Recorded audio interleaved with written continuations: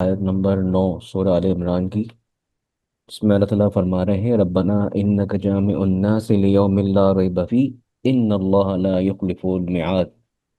اے ہمارے رب، بے شک تو اس دن کی جس میں کوئی شک نہیں سب لوگوں کو جمع فرمانے والا ہے، یقیناً اللہ اپنے وعدے کے خلاف نہیں کرتا۔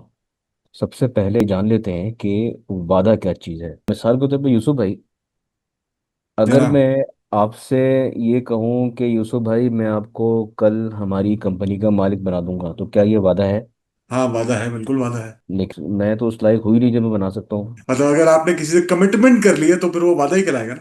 نہیں، کمٹمنٹ الگ چیز ہے، پرومس الگ چیز ہے، میں بات کر رہا ہوں صرف پرومس کے بارے میں۔ وعدہ پھر وہ اگر اس طرح ہے کہ جس میں کہ ہاں یار میں وعدہ کرتا ہوں کہ میں بنا دوں گا، تو پھر وہ یقیناً وعدہ ہے.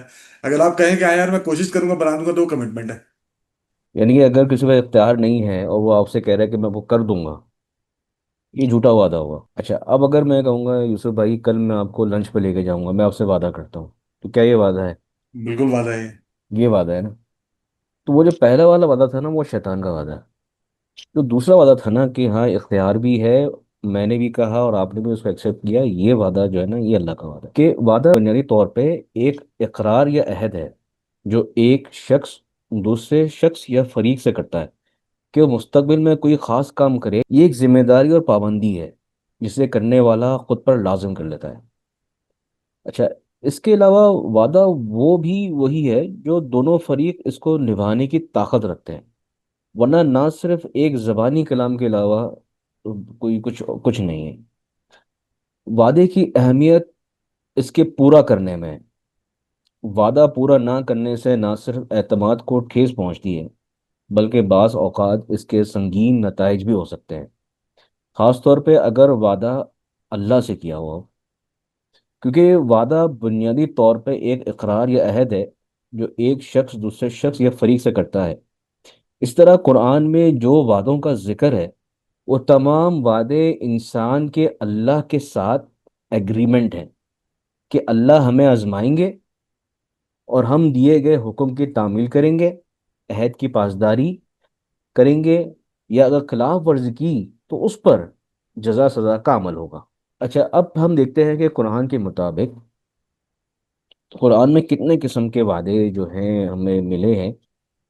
جتنا میرا مطالعہ رہا ہے، قرآن میں مجھے دو قسم کے وعدے ملے ہیں، ایک اللہ کا وعدہ، دوسرا شیطان کا وعدہ۔ اللہ کا وعدہ یہ وہ وعدہ ہے جن کی ضمانت اللہ نے خود دی ہے اور جن میں کبھی خلاف ورزی نہیں ہوتی نہ ہوگی، جبکہ شیطان کا وعدہ یہ جھوٹے فریب پر مبنی ہے اور دھوکہ دہی کے وعدے ہیں جن کا مقصد انسان کو راہ سے یا اپنی ہدایت سے بھٹکانا ہے۔ اچھا، اللہ کے وعدے کی کتنی اقسام ہیں؟ اللہ تعالیٰ نے مومنوں کے لیے وعدے کیے ہیں، اللہ نے ایمان لانے والوں سے اور نیک عمل کرنے والوں سے کئی وعدے کیے ہیں، جیسے کہ جنت میں داخلے کا وعدہ ہے، یہ وعدہ اللہ نے قرآن میں 4 جگہ کیا ہے۔ اس کے علاوہ اللہ کی خوشنودی حاصل ہوگی دنیا میں اور آخرت میں بھی، عزت ملے گی، کامیابی اور مغفرت ملے گی۔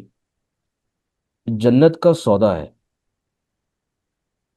وعدے کی سچائی کی گواہی اہل جنت خود ہی دیں گے، یعنی جو اللہ نے وعدہ کیا اس کی گواہی جنت میں جانے کے بعد ہم خود دیں گے کہ ہاں اللہ کا وعدہ سچا تھا، اور وعدہ الہی ہمیشہ سچا ہوتا ہے، وعد اللہ حق۔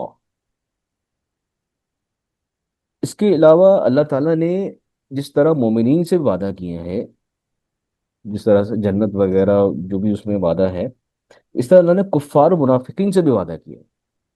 اللہ نے کھلے الفاظ میں ان لوگوں سے بھی وعدے کیے ہیں جو انکار، نفاق یا فریب کے مرتکب ہوئے ہیں۔ جہنم کا وعدہ کیا گیا ہے، دائمی عذاب اور لعنت کا وعدہ کیا ہے، اور باطل وعدوں پر جو انجام ہوگا، برا انجام، اس کا بھی وعدہ کیا گیا ہے۔